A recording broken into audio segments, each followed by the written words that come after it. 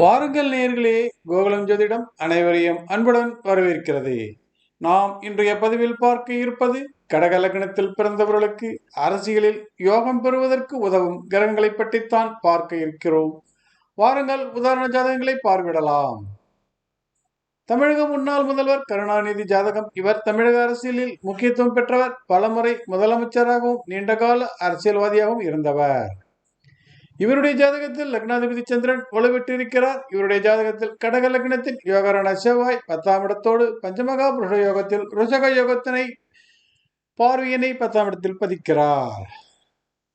இவருக்கு மிக உயர்ந்த யோகமான பஞ்ச பரிவர்த்தனை யோகங்களில் ஸ்ரீ பிரம்ம யோகமானது தொழிலோடு தொடர்பில் இருந்ததால் அரசியலில் பிரபலமாகவும் முக்கியமான அரசியல் பதவிகளை பெறுவதற்கான வாய்ப்புகளையும் இவருக்கு உருவாக்கி கொடுத்தது. நாம் அடுத்ததாக பார்க்க இருப்பது கைலாஷ்நாத் கட்சி.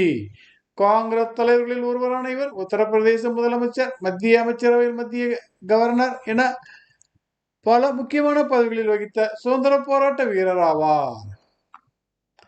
இவருடைய ஜாதகத்தில் பிறந்த லக்னம் ராகு லக்னம் ஒன்றாகவே வருவதால் இவருக்கு யோகங்கள் கிடைப்பதில் வேறுபாடுகள் இருக்காது. இவருக்கு லக்னாதிபதியானவர் 10ஆம் இடத்தில் அமைந்திருக்கிறார். கடக லக்ன யோகரான குரு 10ஆம் இடத்தினை பார்வையிடுகிறார். இவருக்கு 10ஆம் இடத்தோடு குரு சந்திர யோகமானது கிடைத்திருக்கிறது. இவருக்கு செவ்வாய் குரு வலுத்திருப்பதோடு உடன் சந்திரனும் வலுப்பெற்றிருக்கிறார்கள். அதனால் இவருக்கு அரசியலில் ஆதாயம் கிடைத்தது.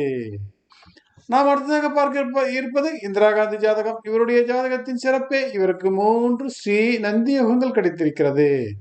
லக்னாதிபதி சந்திரன் சனி தரும் ஸ்ரீ நந்தி யோகம், லக்னாதிபதி சந்திரன் சனி தரும் ஸ்ரீ நந்தி யோகம், செவ்வாய் சூரியன் தரும் ஸ்ரீ நந்தி யோகம், சுக்கிரன் குரு தரும் ஸ்ரீ நந்தி யோகம். பஞ்சமகா புருஷ யோகத்தில் 3 ஸ்ரீ நந்தி யோகம் கிடைக்கப்பட்டதால் அரசாளும் யோகம் இவருக்கு கிடைத்தது. அதாவது பஞ்ச பரிவர்த்தனை யோகத்தில் 3 ஸ்ரீ நந்தி யோகம் கிடைக்கப்பட்டதால் அரசாளும் யோகம் இவருக்கு கிடைத்தது.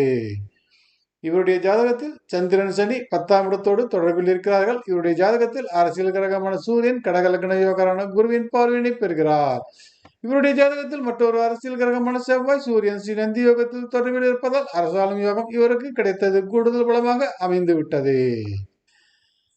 நாம் அடுத்ததாக பார்க்க இருப்பது ஜவஹர்லால் நேரு ஜாதகம். இவருடைய ஜாதகத்தில் இவர் பிறந்த கடக லக்னத்திற்கு அதி யோகரான செவ்வாய் 10ஆம் இடத்தினை பார்வையிடுகிறார். மற்றொரு யோகரான குரு 10ஆம் இடத்தினை பார்வையிடுகிறார். குரு செவ்வாய் இருவரும் 10ஆம் இடத்தினை பார்வையிடுவது வெகு சிறப்பான அம்சமாகும்.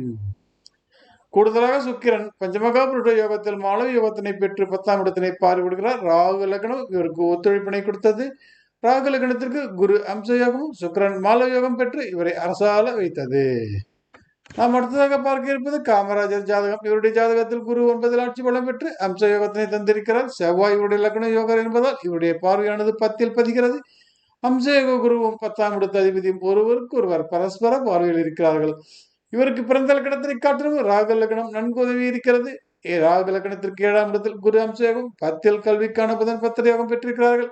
நன்றாக கவனித்து பாருங்கள். இவர் கல்வியினை தமிழகம் முழுவதும் நன்கு கொடுப்பதற்காக பாடுபட்டவர். பல பள்ளிகளை திறந்தவர். இப்பொழுது தெரிகிறதா, ராகு லக்னத்தின் வழியாக புதன் வலுப்பெற்றிருப்பதால் இவர் கல்விக்கு முக்கியத்துவம் கொடுத்தார் என்பது தெரிய வருகிறது. அரசியலில் முக்கியமான பொறுப்புகளுக்கு செவ்வாய் குரு 10ஆம் இட தொடர்பு அவசியம் என தெளிவாக தெரிகிறது. நாம் அடுத்ததாக பார்க்க இருப்பது கமலாபதி திரிபாதி. இவர் உத்தரப்பிரதேச முதல்வராகவும் பலமுறை மந்திரியாகவும் மத்தியில் ரயில்வே மந்திரியாகவும் இருந்தவர். இவருடைய ஜாதகத்தில் இவர் பிறந்த கடக லக்னத்திற்கு நாளில் சந்திரன் அமர்ந்து லக்னத்தில் சுக்கிரன் அமர்ந்து இருவரும் வீடுகளை பரிமாறிக்கொண்டதால் ஸ்ரீ நந்தியோகமானது இவருக்கு கிடைத்தது. பஞ்சமகா புருஷ யோகங்களில் ஈடான ஸ்ரீ நந்தியோகமானது 10ஆம் இடத்தோடு தொடர்பில் இருந்ததால் இவருக்கு அரசாலும் பதவிகள் தேடி வந்தது. இவருக்கு குரு செவ்வாய் சமசப்தம பார்வையில் இருப்பதால் குருவின் உதவியும் 10ஆம் இடத்திற்கு கிடைக்கிறது. ராகு லக்னம் வழியாக பார்க்கும் பொழுது சனி சசயோகம் குரு செவ்வாய் பார்வையும் பலம் மிகுந்து காணப்படுகிறது. நாம் அடுத்ததாக பார்க்க இருப்பது ஜெயில் சிங். பிரபல காங்கிரஸ் தலைவர், பஞ்சாப் முதல் மந்திரியாக இருந்தவர், இந்திய நாட்டின் ஜனாதிபதியாகவும் இருந்தவர். இவருடைய ஜாதகத்தில் கடக லக்னத்திற்கு 9இல் குரு அம்சயோகம் பெற்றிருக்கிறார். கடக லக்னத்தின் 10ஆம் இடத்தும் செவ்வாய் லக்னத்தில் நீச்சம் பெற்றவர். நின்ற வீட்டதிபதியானவர் சந்திரன் உச்சம் பெற்றதால் நீச்சபங்க ராஜயோகம் இவருக்கு கிடைத்திருக்கிறது. பஞ்சமகா புருஷ யோகத்தில் ஒன்றான அம்ச யோகம் குரு நீச்சபங்க ராஜயோகம் பெற்ற 10ஆம் இடத்தோனை பார்வையிட்டதால் இவர் அரசாலும் பதவியும் தேடி வந்தது. செவ்வாய் குரு தொடர்பானது இவருக்கு அரசியலில் நல்ல இடத்தினை பெற்று தந்தது. இவருக்கு ராகு லக்னத்தின் வழியாக பார்க்கும் பொழுது 10ஆம் இடத்தோன் சுக்கிரன் புதனோட பரிவர்த்தனை பெற்று இருப்பதுடன் செவ்வாய் தனது பார்வினை ராகு லக்னத்தின் மீது 10ஆம் இடத்தில் பதிப்பதும், அதாவது ராகு தனது பார்வினை ராகு லக்னத்தில் 10ஆம் இடத்தில் பதிப்பதும் யோக நிலையினை அடையாளம் காட்டுகிறது. இவருக்கு குரு செவ்வாய் தொடர்பும் லக்னாதிபதி சந்திரன் உச்சமும் சூரியன் வலுவான அமைப்பும் அரசியலில் ஆதாயத்தினை இவருக்கு பெற்று தந்தது. ஆர்.கே. நாராயணன் முன்னாள் ஜனாதிபதி. இவர் காங்கிரஸ் அரசியலில் மிகவும் பிரபலம். கேபினெட் மந்திரியாகவும் ஜனாதிபதியாகவும் பதவி வகித்தவர். இவருடைய ஜாதகத்தில் கடகலக்கணத்தின் 10ஆம் இடத்துடன் செவ்வாய் குரு பார்வை சமசப்தமத்தில் ஏற்பட்டிருக்கிறது. குருவின் பார்வையானது 10ஆம் இடத்தில் பதிவதால் அரசாளும் யோகம் இவருக்கு கிடைத்தது. இவருக்கு லக்னத்திற்கு 9 சுக்கிரன் பஞ்சமகாபுருஷ யோகத்தில் மாளவிய யோகத்தினை தருகிறார். குரு சந்திர யோகத்தினை தருகிறார்கள். செவ்வாய் குரு தரும் குருமங்கள யோகம் சூப்பர். இவருக்கு குரு செவ்வாய் இணைவில் கிடைத்த யோகமே அரசியலில் இவருக்கு ஆதாயத்தினை கொடுத்தது. ரவிராய் முன்னாள் சபாநாயகர். இவர் பிறந்த கடகலக்கணத்திற்கு 10 செவ்வாய் பஞ்சமகாபுருஷ யோகத்தில் ரிஷப யோகத்தினை தருகிறார். லக்னாதிபதியான சந்திரன் உச்சம் பெற்று குருவினோடு கயஜ கேசரி யோகத்தினை தருகிறார். குருவோடு செவ்வாய் இணைந்து குருமங்கள யோகத்தினை தருகிறார். குரு நீச்சம் பெற்று பின் சனி சந்திரனால் நீச்ச பங்கம் பெற்றதால் திடீர் யோகங்கள் இவருக்கு கிடைக்கப்பட்டது. இருப்பினும் அரசியல் ஆதாயம் குறிப்பிட்ட அளவை இவரால் பெற முடிந்தது. அதற்கு காரணம் கிரகங்கள் இன்னும் வலிமை பெற்றிருக்க வேண்டும். சுக்கிரன் பலம் மிகுந்து இருந்திருக்க வேண்டும். ஆனாலும் இவர் பெற்ற அரசியல் ஆதாயங்களை குரு செவ்வாய் இணைந்து தரும் யோகத்தில் சந்திரன் உதவியிலும் கிடைத்தது. தேவகவுடா முன்னாள் பிரதம மந்திரி, கர்நாடக அரசியல் தலைவர். இவர் அரசியலில் பிரபலமாவதற்கு இவருடைய கடகலக்கணத்தின் 10ஆம் இடத்தான் செவ்வாய் கடகலக்கண யோகரான குருவின் நினைவினை பெற்றிருப்பதால் தான் அரசியல் ஆதாயம் இவரால் பெற முடிந்தது.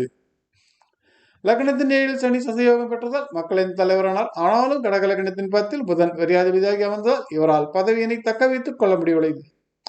இருப்பினும் இவருக்கு ராகு லக்னம் பெரிய அளவில் உதவி இருக்கிறது. ராகு லக்னத்தின் 4 சுக்கிரன் பஞ்சமகாபுருஷ யோகம் பெற்றிருக்கிறார். மாளவிய யோகம் பெற்றிருக்கிறார். இந்த அமைப்பானது ஆளும் யோகத்தினை தரும்.